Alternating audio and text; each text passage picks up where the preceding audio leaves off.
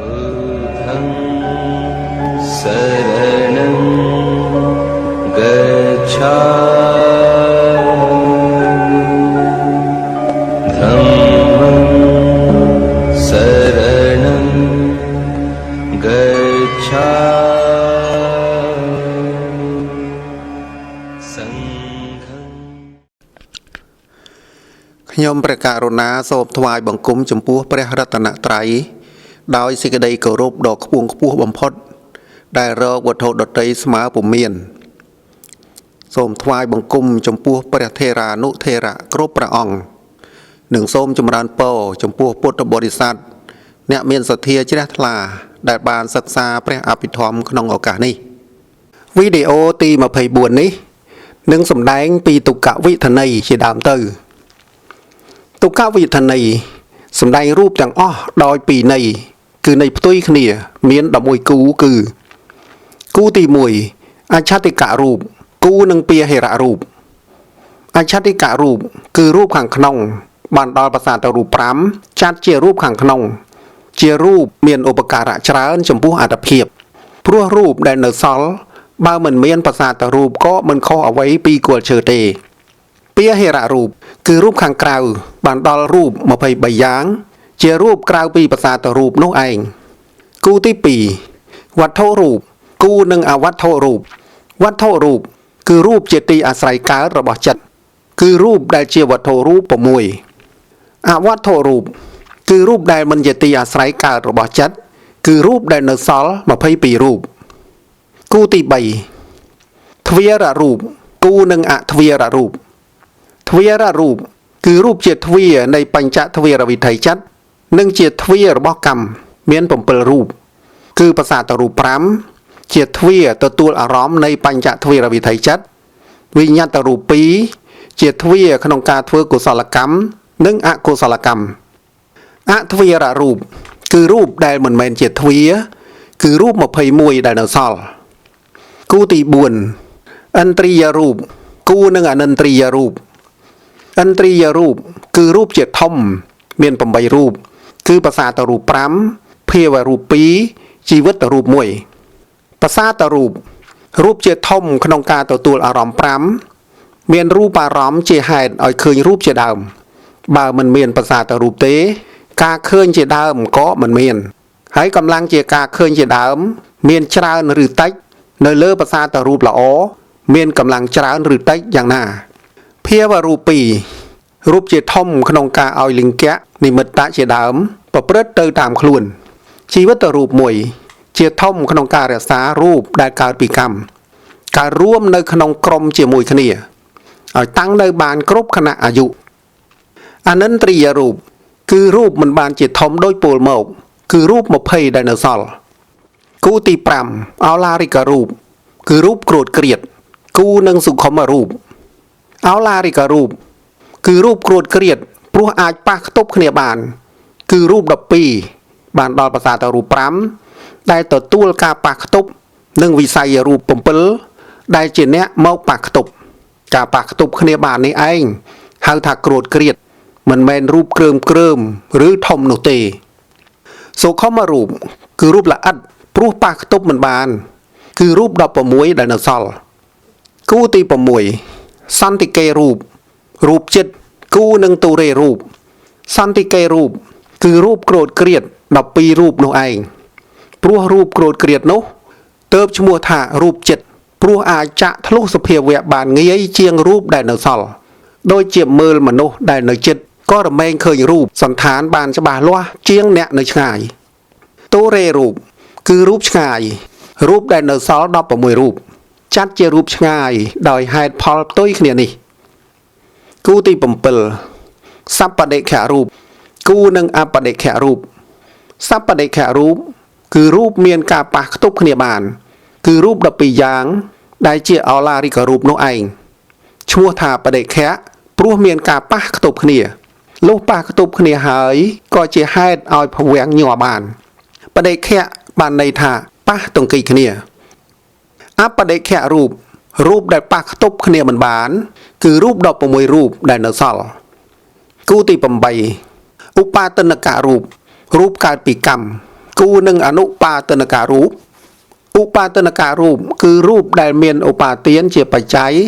គឺការធ្វើកម្មដើម្បីឲ្យកើតផលជារូបបាននោះត្រូវមានឧបាទានជាបច្ច័យបានដល់កម្មចរូប18គឺមហាភូតរូប4បសាទរូប5គោចររូប3គឺរូបៈគន្ធៈរសៈភាវរូប2ហត្ថយរូប1ជីវិតរូប1អាហាររូប1និងបរិច្ឆេទរូប1អនុបាទនការូបរូបមិនបានកើតពីកម្មគឺចិត្តចរូប15ឧទចរូប13និងអាហារចរូប12គូទី9សនិទេសនរូបរូបដែលមើលឃើញបានគូនឹងអនិទេសនរូបសនិទេសនរូបគឺរូបជាអារម្មណ៍របស់ចក្ខុវិញ្ញាណបានដល់វណ្ណរូប1គឺរូបពណ៌នោះឯងអនិទេសនរូបរូបដែលមើលមិនឃើញគឺរូបដែលនៅសល់27គូទី10គោចរគាហិករូបគូនឹងអគោចរគាហិករូបគោចរគាហិករូបគឺរូបដែលអាចទទួលបញ្ចារម្មណ៍បានគឺភាសាតរូប5អសម្បតគោចរគាហិករូបរូបអាចទទួលអារម្មណ៍ដោយមិនបាច់ប៉ះដល់ខ្លួនមាន2យ៉ាងគឺចក្ខុប្រសាទនិងសោតប្រសាទគឺរូបអារម្មណ៍និងសត្វអារម្មណ៍មិនបាច់ប៉ះដល់ខ្លួនក៏អាចទទួលអារម្មណ៍បានដូច្នេះបើមានការឃើញការឮទើបកំណត់បានថារូបនេះតាំងនៅទីឆ្ងាយឬជិតសំឡេងនេះតាំងនៅទីឆ្ងាយឬជិតឬឮមកពីទិសណាសម្បតគោចរគាហិករូបរូបអាចទទួលអារម្មណ៍បានគឺអារម្មណ៍នោះត្រូវតែប៉ះពាល់នឹងខ្លួនគឺភាសាតរូប3បានដល់ច្រមុះអណ្ដាតកាយដែលនៅសល់មានសេចក្តីអធិប្បាយផ្ទុយគ្នានេះអគោចរគាហិករូបគឺរូបមិនអាចទទួលអារម្មណ៍បានគឺរូប23ដែលនៅសល់គូទី11អវិនិភោគរូបគូនឹងវិនិភោគរូបអវិនិភោគរូបគឺរូបដែលមិនអាចញែកពីគ្នាបានគឺរូប8យ៉ាងមានមហាពុទ្ធរូប4វណ្ណរូប1គន្ធរូប1រសៈរូប1និងអាហាររូប1បើក្រុមរូបទាំងឡាយកើតឡើងរូបទាំង8នេះរមែងមាននៅក្នុងរូបនោះដែរវិនិភោគរូបគឺរូបដែលញែកពីមហាភូតរូបបានគឺរូបដែលនៅសល់20យ៉ាងតាមប្រកដីរូបដែលជាគោលនៃរូបទាំងឡាយគឺមហាភូតរូប4បើមានមហាភូតរូបកើតឡើងពេលណារូប20នេះមិនចាំបាច់កើតជាមួយទេតែអាចកើតបានខ្លះប៉ុណ្ណោះទើបមានឈ្មោះថាវិនិភោគរូប3រូបសមុฏដ្ឋាននៃក្នុងការសម្ដែងសមុฏដ្ឋានរបស់រូបសមុฏដ្ឋានប្រែថាធម៌ជាហេតុឲ្យរូបកើតសមុฏដ្ឋានរបស់រូបមាន4យ៉ាងគឺ1កម្ម2ចិត្ត3ឧតុ4អាហារកម្ម25ដួងធ្វើឲ្យរូបកើតបានចិត្ត75ដួងធ្វើឲ្យរូបកើតបានឧតុធ្វើឲ្យរូបកើតបានអាហារឬឲ្យជាក៏ធ្វើឲ្យរូបកើតបានចេតនាកម្មទាំងអស់មាន33កម្មដែលធ្វើឲ្យកើតវិបាកបានគឺអកុសលចិត្ត12មហាកុសលចិត្ត8មហាកតកុសលចិត្ត9មគ្គចិត្ត4រួម33កម្មតែក្នុង33ចេតនាកម្មនេះកម្ម25ដួងប៉ុណ្ណោះដែលធ្វើឲ្យរូបកើតបានកម្ម8ទៀតគឺអរូបាវចរវិបាកចិត្ត4និងមគ្គចិត្ត4មិនអាចធ្វើឲ្យរូបកើតឡើងបានទេកម្មកសាងរូបតាំងតែបដិសន្ធិចិត្តទៅតែកម្មកសាងរូបមិនដូចគ្នានឹងកម្មកសាងចិត្តទេវិបាកចិត្តក៏ត្រូវកម្មកសាងមកដែរតែសាងតាមគណៈចិត្តគឺគណៈចិត្តដំបូងរលត់ទៅសិនគណៈចិត្តទី2ទើបកម្មកសាងឡើងតែគណៈកសាងរូបគឺរូបក្រុមដំបូងនៅមិនទាន់រលត់ក្រុមទី2ទី3ជាដើមក៏កើតឡើងបានទៅរឿយឧតុធ្វើឲ្យរូបកើតដូចជាកម្ដៅធ្វើឲ្យចេញញើសជាដើមសមុฏដ្ឋានរបស់រូបគឺរូបកើតពីកម្ម1កម្មគឺកម្ម25ចេតនាដែលនៅក្នុងអកុសលចិត្ត12មហាកុសលចិត្ត8រូបាវចរកុសលចិត្ត5អាចធ្វើឲ្យរូបទាំងឡាយកើតបានចេតនាសម្រាប់សត្វក៏បានឲ្យឃើញរូបមិនល្អក៏បានកម្ម25នេះឯងជាអ្នកកសាងកម្មចរូប18គឺរូបដែលកើតពីកម្ម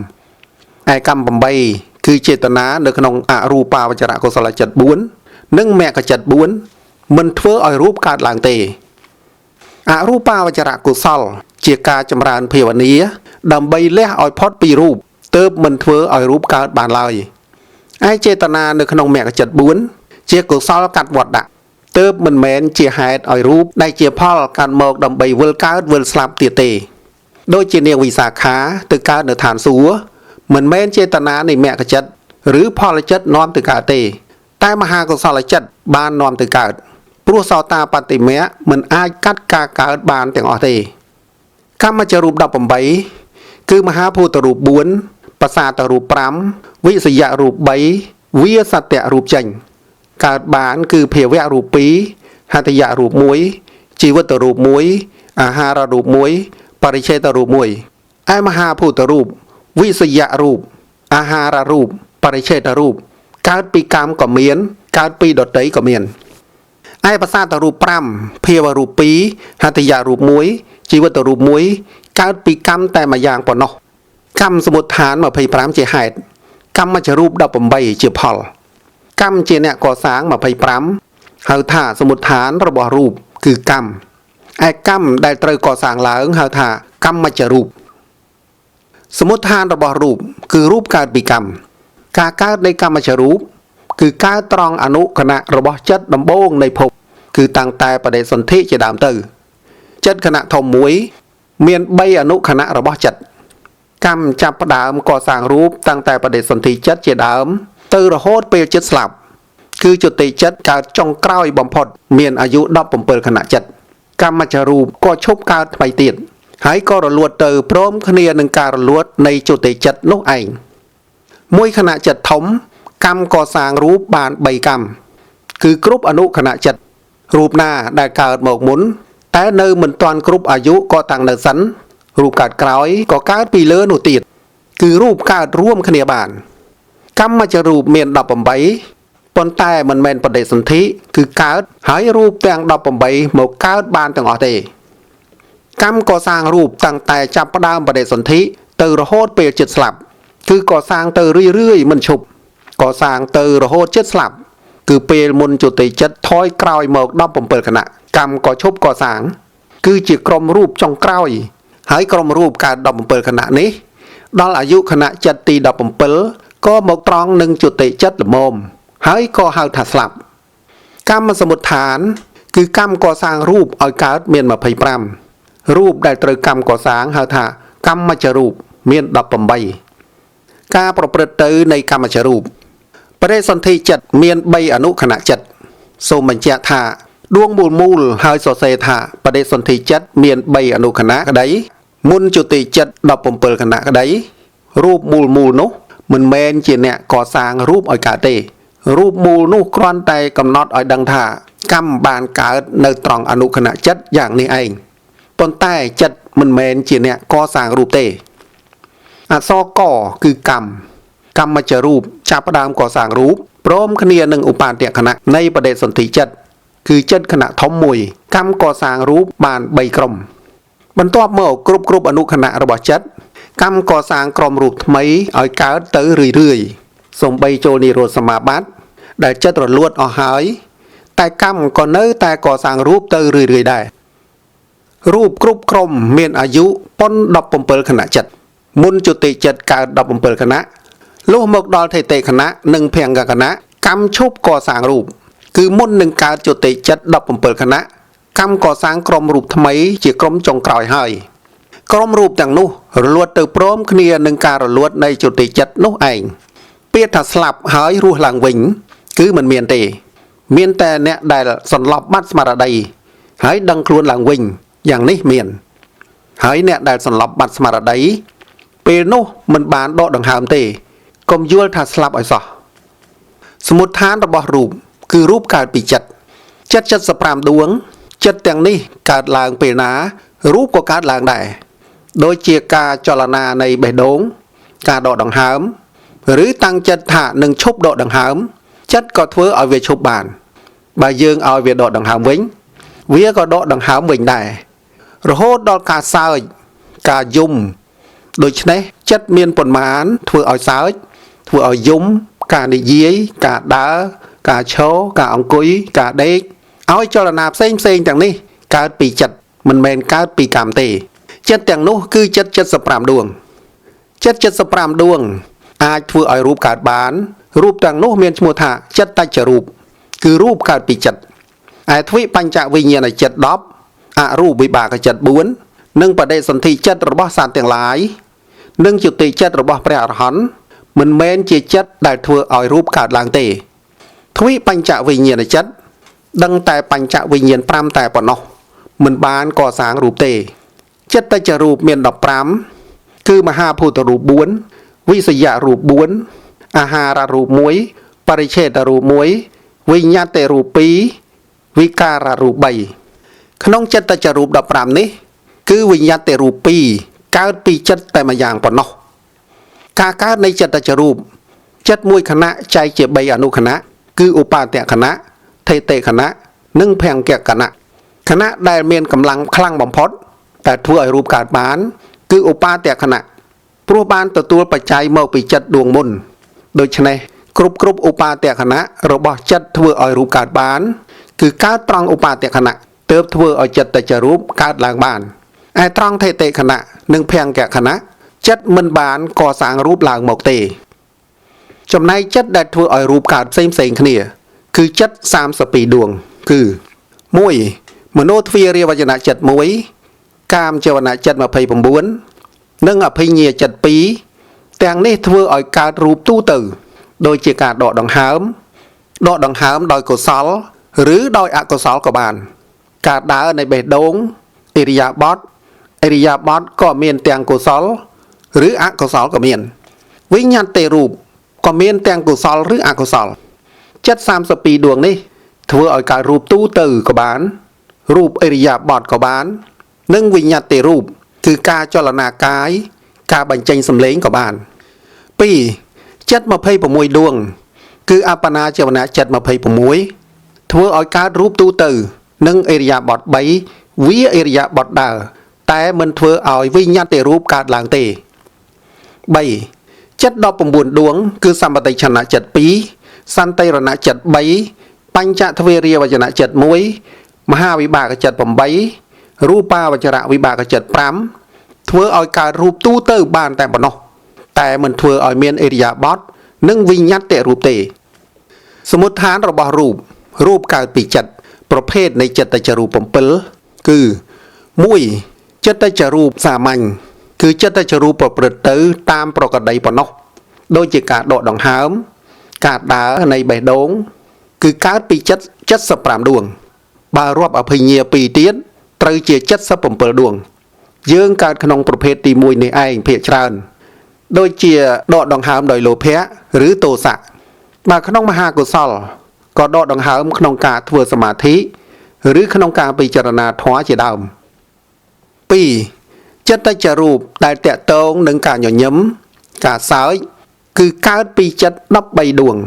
គឺសោមនស្សលោភៈមូលចិត្ត4ហសិតុបាទចិត្ត1សោមនស្សមហាកុសលចិត្ត4សោមនស្សមហាកិរិយាចិត្ត4ពុถุជនភាគច្រើនសើចដោយលោភៈបើសើចដោយមហាកុសលសោមនស្សគឺមិនអាក្រក់មើលទេដូចជានាងវិសាខាសើចជាដើម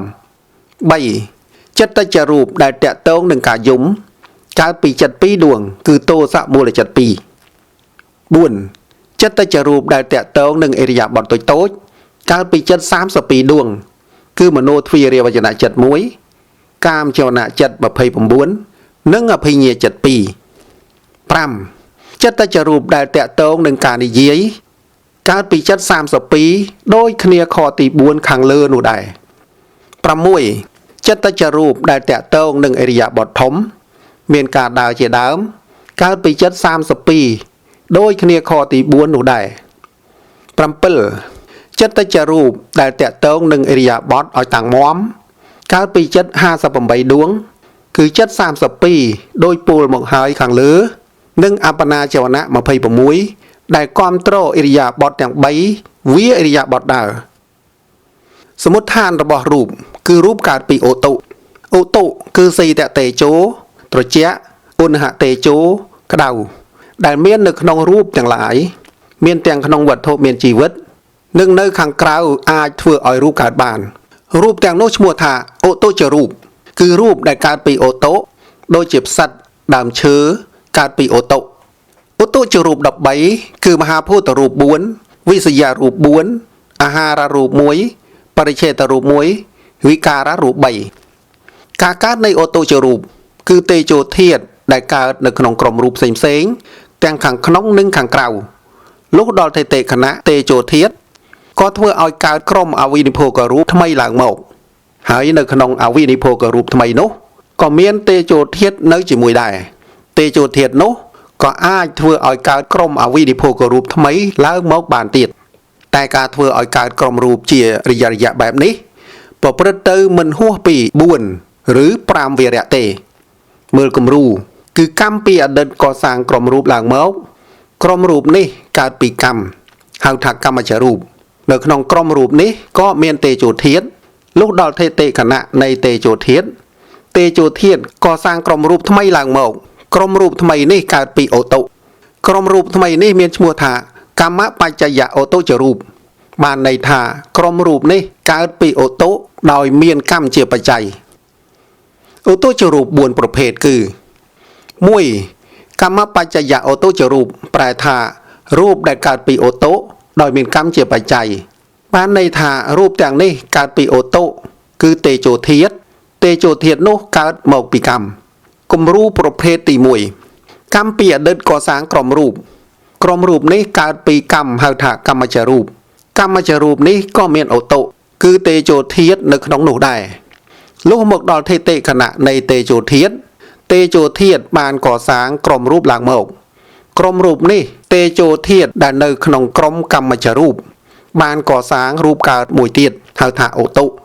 ដូច្នេះក្រុមរូបនេះហៅថាកម្មបច្ចយៈអូតូជារូបដែលហៅថាកម្មបច្ចយៈអូតូជារូបព្រោះថាក្រុមរូបនេះត្រូវអូតូគឺតេជោធាតុកសាងមកហើយតេជោធាតុដែលកសាងអូតូឡើងមកនេះក៏ត្រូវកម្មពីអតីតជាបច្ច័យកសាងមកដែរទើបហៅថាកម្មបច្ចយៈអូតូជារូប2ចិត្តបច្ចយៈអូតូជារូបប្រែថារូបដែលកើតពីអូតូដោយមានចិត្តជាបច្ច័យអូតូក៏គឺតេជោធាតុបានន័យថារូបទាំងនេះកើតពីអូតូគឺតេជោធាតុហើយតេជោធាតុនោះកើតមកពីចិត្តគំរូប្រភេទទី2ចិត្តជាបច្ច័យមានច្រើនយ៉ាងតែក្នុងទីនេះយកទោសៈមូលចិត្តមកជាឧទាហរណ៍គឺទោសៈមូលចិត្តកសាងក្រុមរូបត្រង់ឧបាទខណៈបានកសាងរូបឲ្យកើតឡើងមកក្រុមរូបនេះកើតពីចិត្តហៅថាចិត្តចរូបក្រុមរូបនេះក៏មានអូតូគឺតេជោធាតុនៅក្នុងនោះដែរលុះមកដល់ថេតេខណៈនៃតេជោធាតុបានកសាងក្រុមរូបឡើងមកក្រុមរូបនេះតេជោធាតុដែលនៅក្នុងក្រុមចិត្តចរូបបានកសាងរូបកើតមួយទៀតហៅថាអូតូដូច្នេះក្រុមរូបនេះហៅថាចិត្តបច្ចយៈអូតូជារូបតែហៅថាចិត្តបច្ចយៈអូតូជារូបព្រោះក្រុមរូបនេះត្រូវអូតូគឺតេជោធាតុកសាងមកហើយតេជោធាតុដែលកសាងអូតូឡើងមកនេះក៏មានចិត្តជាបច្ច័យកសាងមកដែរទើបហៅថាចិត្តបច្ចយៈអូតូជារូប3អូតូបច្ចយៈអូតូជារូបប្រែថារូបកើតពីអូតូដោយមានអូតូជាបច្ច័យបានន័យថារូបទាំងនេះកើតពីអូតូគឺតេជោធាតុដែលតេជោធាតុនោះកើតមកពីអូតូគំរូប្រភេទទី3ឧទាហរណ៍បើអូតូគឺតេជោធាតុបានកសាងក្រុមរូបឡើងមកក្រុមរូបនោះហៅថាអូតូជារូបក្រុមរូបនេះក៏មានអូតូគឺតេជោធាតុនៅក្នុងនោះដែរលុះមកដល់ថេតេខណៈនៃតេជោធាតុបានកសាងក្រុមរូបឡើងមកមួយទៀតក្រុមរូបនេះតេជោធាតុដែលនៅក្នុងក្រុមអូតូជារូបជាអ្នកកសាងឲ្យកើតទើបហៅថាអូតូដូច្នេះក្រុមរូបនេះហៅថាអូតូបច្ចយៈអូតូជារូបដែលហៅថាអូតូបច្ចយៈអូតូជារូបព្រោះក្រុមរូបដែលត្រូវអូតូគឺតេជោធាតុកសាងមកហើយតេជោធាតុដែលកសាងអូតូឡើងមកនេះក៏ត្រូវអូតូជាបច្ច័យកសាងមកដែរទើបហៅថាអូតូបច្ចយៈអូតូជារូប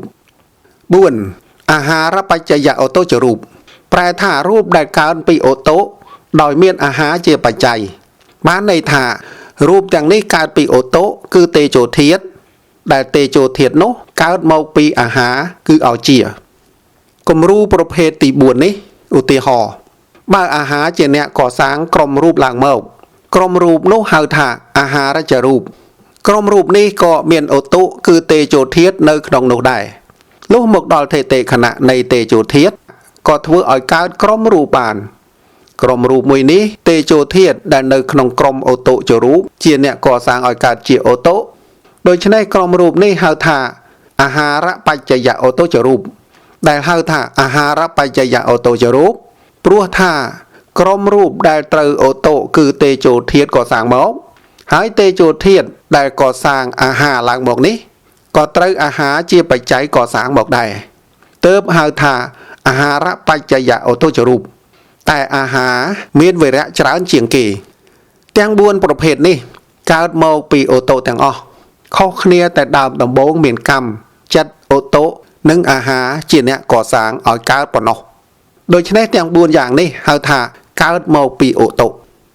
សរុបសមុฏដ្ឋានរបស់រូបគឺរូបកើតពីឧតុ4ប្រភេទ 1. កម្មបច្ចយឧតុចរូបប្រែថារូបកើតពីឧតុដោយមានកម្មជាបច្ច័យបានន័យថារូបទាំងនេះកើតពីឧតុគឺតេជោធាតុហើយតេជោធាតុនោះកើតមកពីកម្ម 2. ចិត្តបច្ចយឧតុចរូបប្រែថារូបកើតពីឧតុដោយមានចិត្តជាបច្ច័យ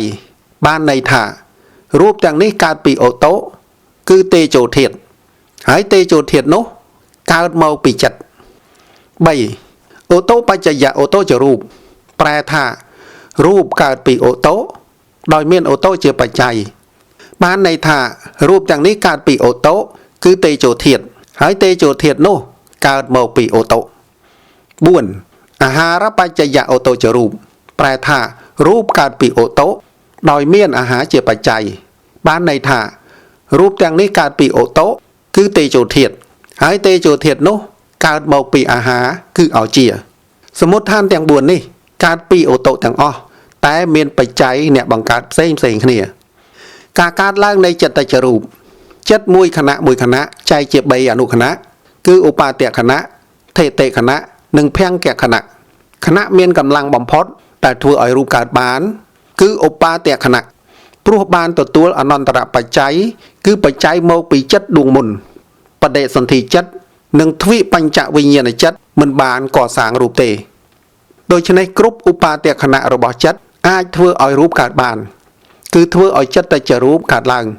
ចិត្តក្រៅពីនេះមិនមានចិត្តចរូបកើតឡើងទេបើកម្មកសាងរូបគឺចិត្តមួយខណៈធំចែកជា3អនុខណៈ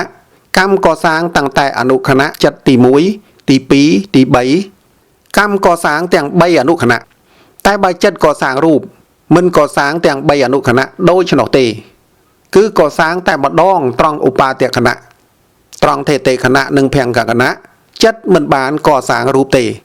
គឺគ្រប់ឧបាទខណៈរបស់ចិត្តដែលអាចឲ្យរូបកើតឡើងបានក៏រមែងមានចិត្តចរូបកើតឡើង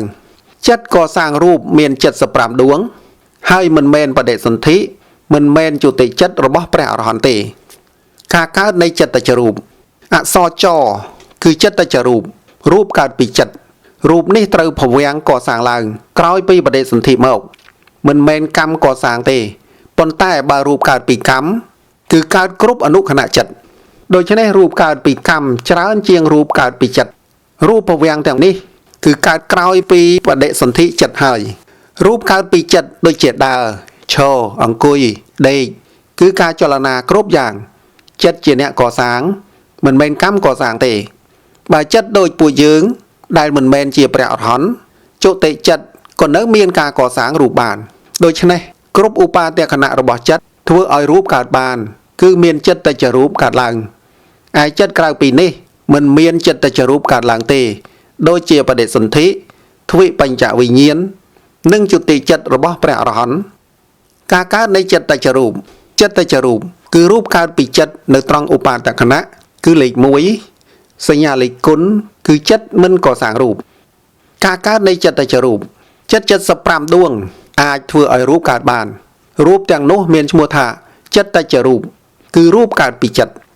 ឯទ្វិបញ្ចវិញ្ញាណចិត្ត10អរូបវិបាកចិត្ត4និងបដិសន្ធិចិត្តរបស់សត្វទាំងឡាយ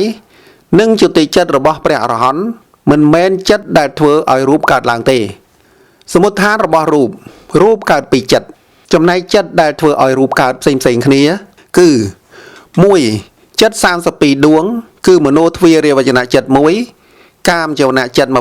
29អភិញ្ញាចិត្ត2ធ្វើឲ្យរូបកើតទូទៅដូចជាការដកដង្ហើមការដើរនៃបេះដូង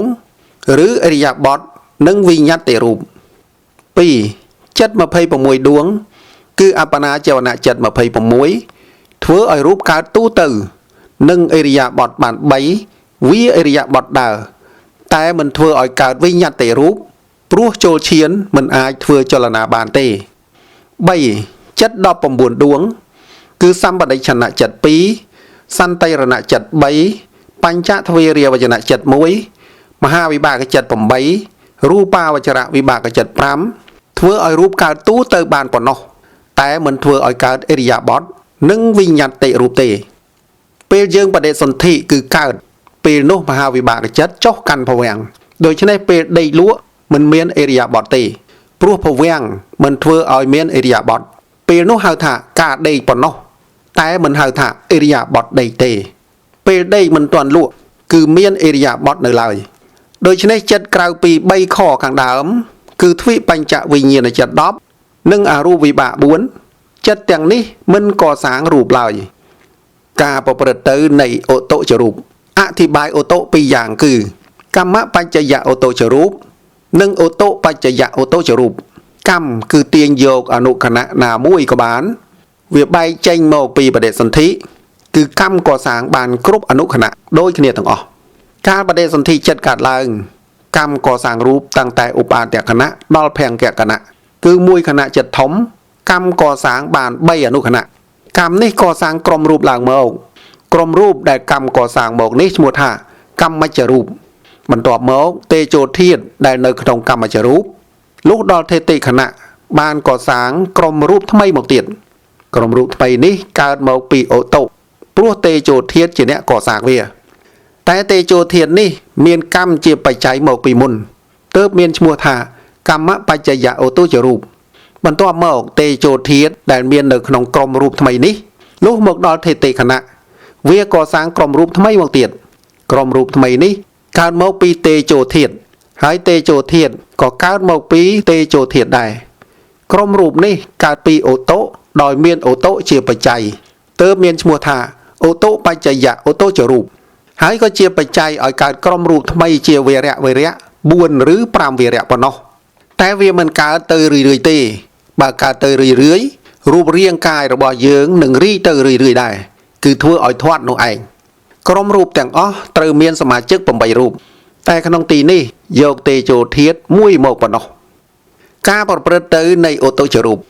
ការបដិសន្ធិចិត្តកើតឡើងចិត្តកសាងរូបនៅត្រង់ឧបាទគណៈចិត្តនេះកសាងក្រុមរូបឡើងមកក្រុមរូបដែលចិត្តកសាងមកនេះឈ្មោះថាចិត្តតច្ចរូបបន្ទាប់មកទេជោធាតុដែលនៅក្នុងចិត្តតច្ចរូបលុះដល់ទេតិខណៈបានកសាងក្រុមរូបថ្មីមកទៀតក្រុមរូបថ្មីនេះកើតមកពីឧតុព្រោះទេជោធាតុជាអ្នកកសាងវាតែទេជោនេះមានចិត្តជាបច្ច័យមកពីមុនទើបមានឈ្មោះថាចិត្តបច្ចយៈឧតុចរូបបន្ទាប់មកទេជោធាតុដែលមាននៅក្នុងក្រុមរូបថ្មីនេះលុះមកដល់ទេតិខណៈវាកសាងក្រុមរូបថ្មីមកទៀតក្រុមរូបថ្មីនេះកើតមកពីទេជោធាតុហើយទេជោធាតុក៏កើតមកពីទេជោធាតុដែរក្រុមរូបនេះកើតពីឧតុដោយមានឧតុជាបច្ច័យទើបមានឈ្មោះថាឧតុបច្ចយៈឧតុចរូបជាបច្ច័យឲ្យកើតក្រុមរូបថ្មីជាវរៈ2ឬ3វរៈពាក្យថាកម្មសមុដ្ឋានគឺកម្មជាហេតុឲ្យកើតរូបបានដល់ចេតនាក្នុងចិត្ត25គឺអកុសលចិត្ត12មហាកុសលចិត្ត8រូបាវចរៈកុសលចិត្ត5តែកម្មកើតតែឯងមិនបានព្រោះកម្មជាផលតែត្រូវអាស្រ័យអាហារចិត្តឧតុមនុស្សធាត់ឬស្គមក៏អាស្រ័យកម្មឬអាហារជាគោលសំខាន់ចិត្តសមុដ្ឋានគឺចិត្ត75វាទ្វិបញ្ចវិញ្ញាណចិត្ត10អរូប4ដូចជាការដើរជាដើមកម្មមជ្ជរូបគឺរូបដែលកើតពីកម្មបានដល់រូប18គឺធាតុ4ប្រសាទរូប5រូប1គន្ធៈ1រក្សា1អធិភាវៈ2ហត្ថយៈ1ជីវិតរូប1អាហាររូប1និងបរិច្ឆេទរូប1ការកសាងរូបរបស់កម្មចិត្តសមុដ្ឋានចិត្តជាហេតុឲ្យកើតរូប គឺចិត្ត75វាទ្វិបញ្ចវិញ្ញាណចិត្ត10អរូប4ដូចជាការដើរជាដើមចិត្តតច្ចរូបគឺរូបដែលកើតពីចិត្តមាន15ដួងការកសាងរូបរបស់ចិត្តអូតូសមុដ្ឋានគឺតេជោធាតុជាហេតុឲ្យកើតរូបដូចជាធ្វើឲ្យក្តៅត្រជាក់អូតូចរូបគឺរូបដែលកើតពីអូតូមាន13រូបតេជោធាតុបើកម្មកសាងមកក៏ហៅថាកម្មបច្ចយៈអូតូចរូបបើចិត្តកសាងមកក៏ហៅថាចិត្តបច្ចយៈអូតូចរូបបើអាហារកសាងមកក៏ហៅថាអាហារបច្ចយៈអូតូចរូបហើយតេជោធាតុនេះក៏បែកមេសាខាដោយខ្លួនឯងទៅទៀត2ឬ3វរៈខ្លះ4ឬ5វរៈខ្លះឯអូតូកើតនៅខាងចុងកម្មចិត្តឬអាហារ2ឬ3វរៈការកសាងរូបរបស់អូតូអាហារសមុដ្ឋានគឺអាហារជាហេតុឲ្យកើតរូបគឺអាហារដែលបរិភោគចម្រាញ់ចេញជាអជាហើយអាហារជារូបគឺរូបដែលកើតពីអាហារមាន12រូបឯអូតូកើតនៅខាងចុងកម្មឬចិត្តឬអាហារ2ឬ3វរៈការកសាងរូបរបស់អូតូសមុដ្ឋានរបស់រូបគឺអាហារគឺអោជាដែលនៅក្នុងក្រុមរូបទាំងឡាយចំពោះក្នុងវត្ថុមានជីវិតអាចធ្វើឲ្យរូបកើតបានរូបទាំងនេះមានឈ្មោះថាអាហារចរូបគឺរូបដែលកើតពីអាហារចរូបមាន12គឺមហាភូតរូប4អវិនិភោគរូប8គឺវិសយរូប3វាសតរូបចេញកើតបានគឺអាហាររូប1បរិច្ឆេទរូប1វិការរូប3ការក្អកកើតពីអូតូឬកើតពីចិត្តក៏បានអាហារបរិភោគចូលទៅហើយក៏ចម្រាញ់ជាអោជាហើយក៏ធ្វើឲ្យកើតក្រុមរូបការកើតឡើងនៃអាហារចរូបអាហារវត្ថុផ្សេងដែលសត្វលេបចូលទៅហើយបាចកតេជោធាតុគឺទឹកចម្រាញ់ហើយកើតពីកម្មនឹងធ្វើឲ្យរលាយវត្ថុនោះហើយធ្វើឲ្យកើតក្រុមរូបដែលមានអោជាឬអាហាររូបជាប្រធានហៅថាកម្មចៈអោជាហើយកម្មចៈអោជានេះលុះមកដល់ថេតេខណៈក៏ជាបច្ច័យធ្វើឲ្យកើតក្រុមរូបថ្មីឡើងមកបានហៅក្រុមរូបថ្មីនេះថាអាហារចរូបហើយនៅក្រុមរូបថ្មីនេះត្រូវមានអាហាររូបនៅជាមួយដែរហើយអាហាររូបនេះក៏ជាបច្ច័យធ្វើឲ្យកើតក្រុមអាហារចរូបតទៅទៀតជារយៈតាមទំនងនេះមិនហួស10ដល់12វរៈដើម្បីឲ្យមានកម្លាំងអាហារចរូប4ប្រភេទ1កម្មបច្ចយៈអាហារចរូបប្រែថារូបដែលកើតពីអាហារដោយមានកម្មជាបច្ច័យបានន័យថារូបទាំងនេះ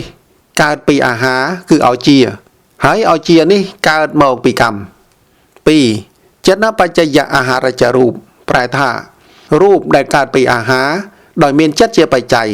បានន័យថារូបទាំងនេះកើតពីអាហារគឺអោជាហើយអោជានេះកើតមកពីចិត្ត3អូតូបច្ចយៈអាហារចរូបប្រែថា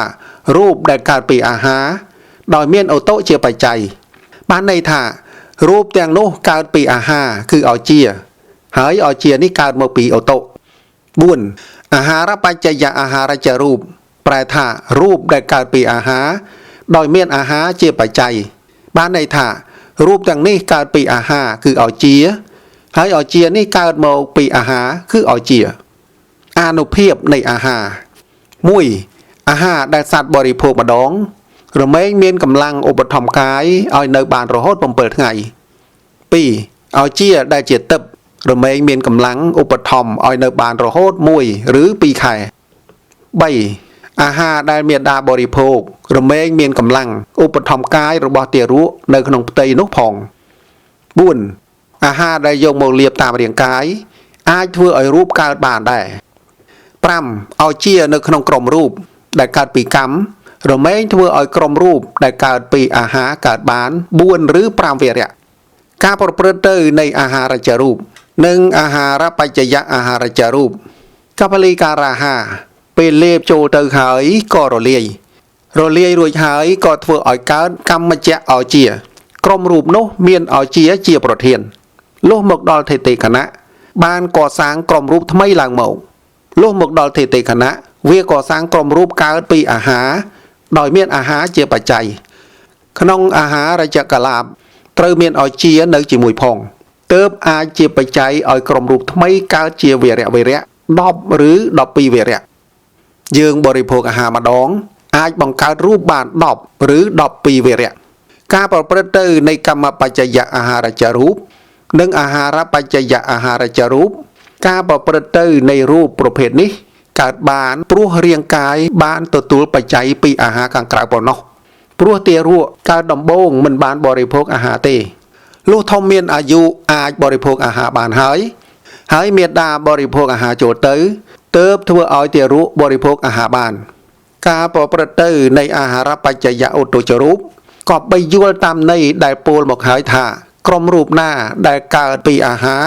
ក៏ត្រូវមានទេជោធាតុរួមនៅក្នុងក្រុមរូបនោះដែរហើយទេជោធាតុនោះអាចកសាងក្រុមរូបថ្មីបានហៅថាអាហារបច្ចយៈឧតុចរូបអក្សរអារូបកើតពីអាហារអក្សរកនិងអារូបកើតពីអាហារមានកម្មជាបច្ច័យអក្សរអានិងអារូបកើតពីអាហារមានអាហារជាបច្ច័យអក្សរចនិងអារូបកើតពីអាហារមានចិត្តជាបច្ច័យអក្សរអានិងឧរូបកើតពីឧតុមានអាហារជាបច្ច័យការប្រព្រឹត្តទៅនៃឧតុបច្ចយៈអាហារចរូបចូលយល់តាមពាក្យពោលថាក្រុមរូបណាកើតពីឧតុក៏ត្រូវមានឲ្យជារូបនៅក្នុងក្រុមរូបនោះផងឲ្យជារូបនោះអាចកសាងក្រុមរូបថ្មីបានហៅថាឧតុបច្ចយៈអាហារចរូបក៏បីជ្រាបថា